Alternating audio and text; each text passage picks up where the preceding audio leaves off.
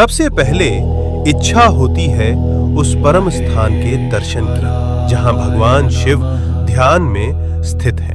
कैलाश पर्वत उनका परम आसन।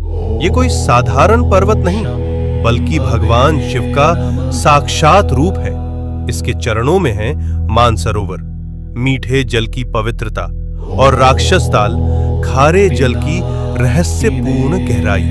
इतने पास फिर भी एक मीठा एक खारा, जैसे भगवान शिव के भीतर संतुलित दो स्वरूप। अब हम पहुंचते हैं उस तपोभूमि पर जहां भगवान शिव और माता पार्वती ने विवाह के बाद ध्यान लगाया। ये है आदि कैलाश, उत्तराखंड के ऊंचे हिमालय में स्थित, जहां आज भी उनकी ध्यान ऊर्जा का कंपन महसूस होता है। यही है गौरी कुंड और पार्वती सरोवर। ये पर्वत नहीं, शिव पार्वती की जीवित उपस्थिति का केंद्र है, इसलिए कहलाता है छोटा कैलाश। और पास ही स्थित है ओम पर्वत, जहां बर्फ पर स्वतः उभरा ओम दिखाई देता है, जैसे शिव का मौन मंत्र इस भूमि में गूंज रहा हो अनंत काल से।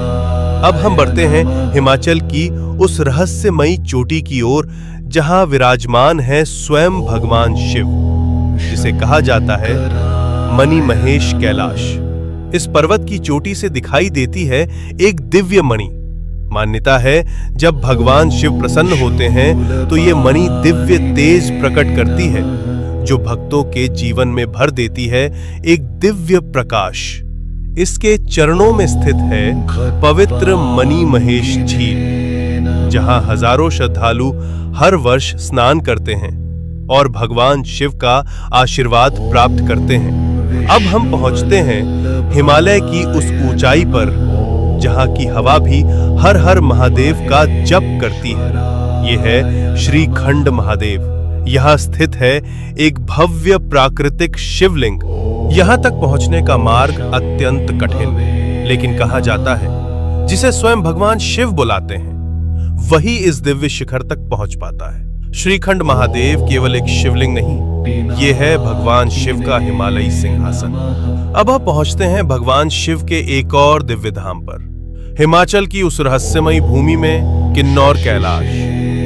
यहां स्थित है सदियों पुराना एक विशाल शिवलिंग, जो अपने आप में अपार ऊर्जा समेटे हुए। और कहा जाता है यात्रा के दौरान कई भक्तों को ब्रह्म कमल के दर्शन भी हुए हैं। ओम नमः शिवाय।